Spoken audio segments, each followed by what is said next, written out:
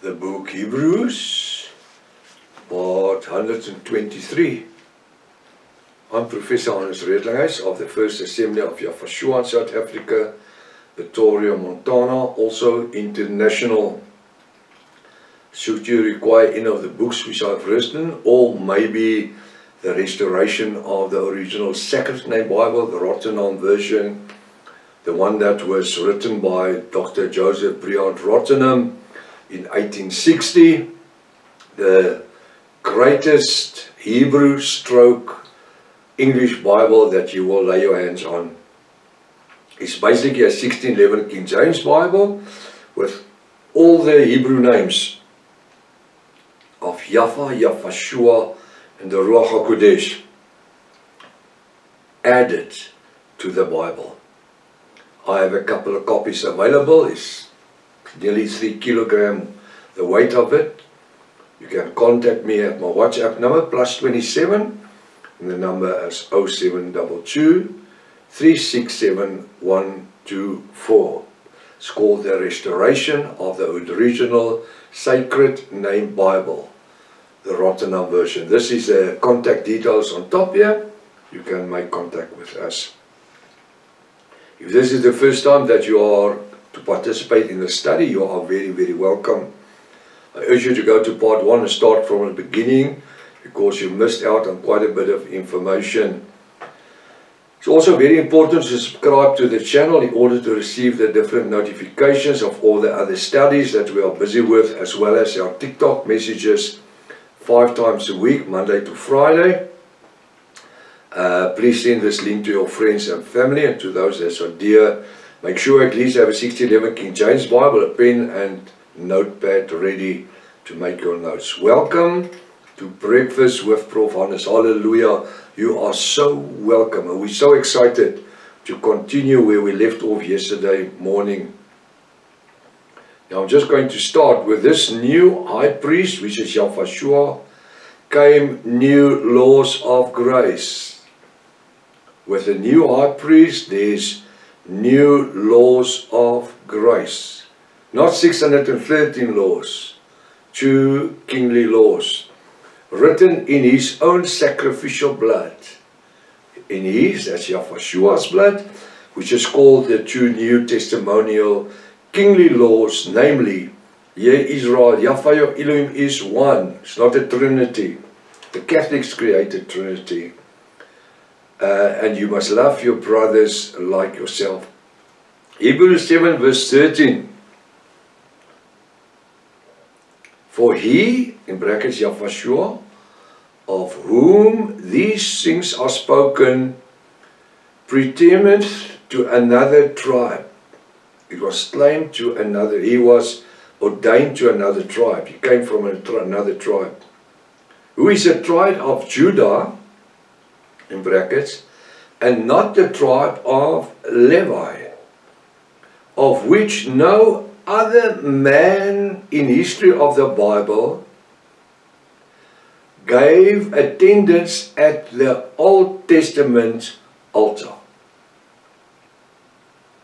There was never in the history of the altar, for more than 1,000 years from where Israel left Egypt to where Yafashua was born as a baby, there was never even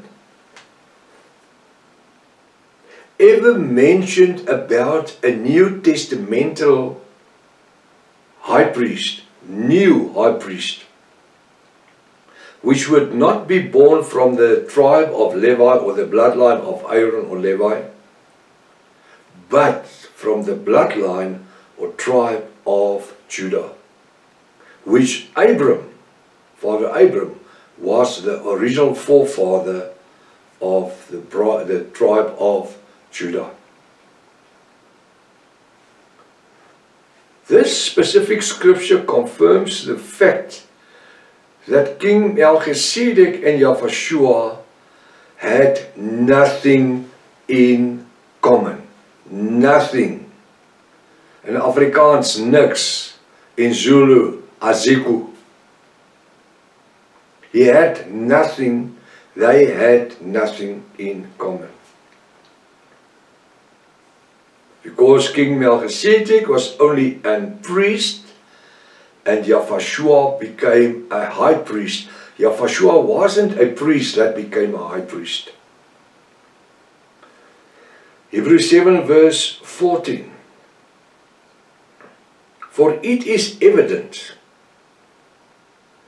that our Lord, now it used the word Lord in the 1611 King James, although in the time of Yahushua, in the time of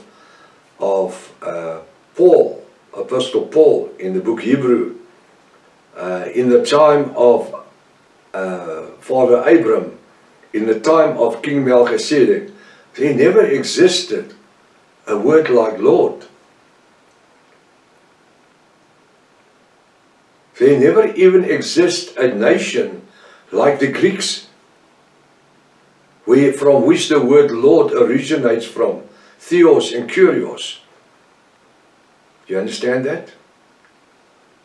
So there never was a word like Lord.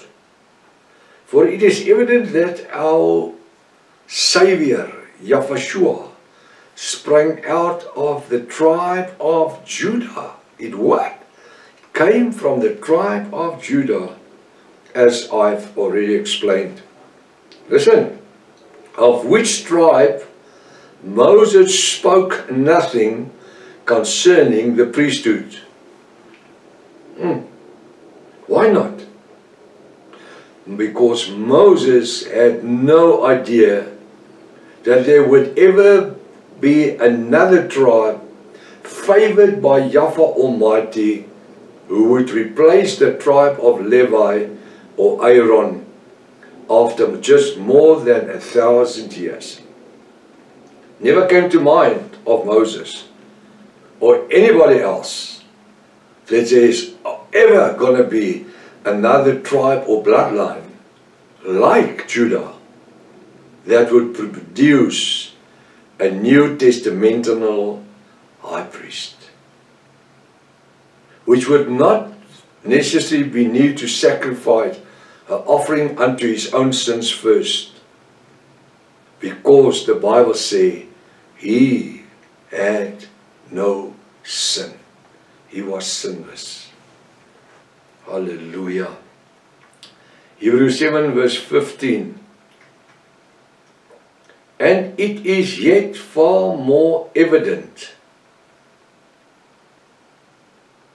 So what is this? It says that this scripture only confirms the fact that someone is trying to convince us in this 21st century that King Melchizedek was part of an high priest declaration. According to the Old Testament, the blood of animals were used for the atonement of the sins of the nation of Israel. Yahushua, according to the New Testament, became the high priest who needed not to first sacrifice offering for his own sins, as the Old Testament high priest did. The Old Testament high priest, throughout the year, he sinned as he wishes. But before he went to do atonement for the sins of Israel, he would first offer unto Yahweh for his own sins. Yahushua was sinless, and was also the lamb be offered for the atonement of every sinner. Hallelujah. What a difference. High priest offices that continued for more than 1,000 years, generation after generation. Yahushua, the high priest, and the offer lamb, the lamb that would have been slaughtered for the sins of the world. The lamb to be offered for the atonement of every sinner, Gentiles. According to the Old Testament law, it was only Israel, the nation of Israel, who had the benefit of the 613 laws. But since 2000 years ago, when Yahshua was slain for my transgressions,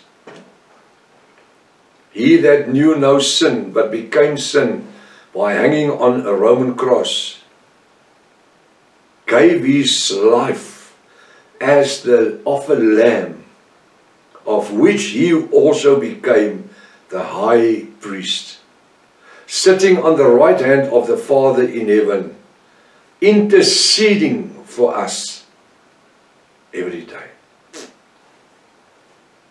We are so privileged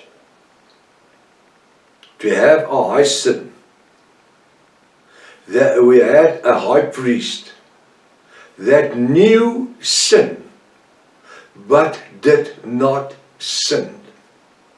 He lived in a world of sin, but he never sinned. The Bible says he became sin by sacrificing his own life for us who were Gentiles, not even circumcised by the flesh or circumcised in any way, of keeping a Sabbath or any one of the 613 laws of Moses, but through the bloodline of Judah, which runs back to Father Abraham, which had nothing to do with Melchizedek. Melchizedek came into play, into be mentioned through Bible translations and reviews. For that after the similitude of Melchizedek, there arose another high priest, Yahshua. This part of verse 15 is not true. Did you hear what I say? This part of verse 15 is not true. For that after the similitude of Melchizedek, there arose another priest, Yahshua. I say this part of verse 15 is not true, because Yahshua was not made in the similarity of King Melchizedek, that we have discussed and we came to agreement, because he was the son of Yahweh Almighty. Just again look at verse 3 and remember what the scripture taught us. I mean, we had this discussion where I used Melchizedek and Yahshua to simulate them.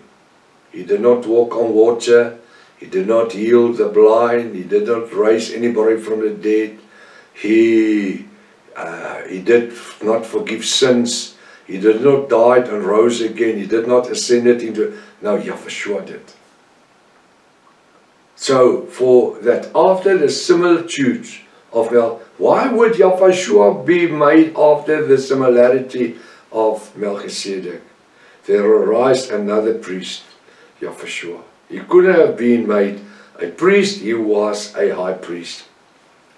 The part of verse 15 is not true, because Yahshua was not made in the similarity of King Melchizedek, because he was the son of Yahweh Almighty. And that's what we saw in Hebrews chapter 1, verse 1 to 14. That is the biggest revelation, I think, in the Bible, is to understand how the Son came into existence. It's one thing to say in the 1611 King James, he was begot, or be called the begotten. What does it mean? People doesn't know what does it mean. When studying the following verse, we will find how it confirmed what I have just said. Verse 16. I hope you still have a seatbelt or two ready, because you are going to need it. Verse 16. Yahshua, in brackets, who is made not after the law of a carnal commandment. What? Yahweh, who is made not after the law of a carnal commandment, which means that Yahweh did not become the high priest because of another high priest who died. No. Scripture says, but after the power of an endless life. Let me read it continuously, verse 16.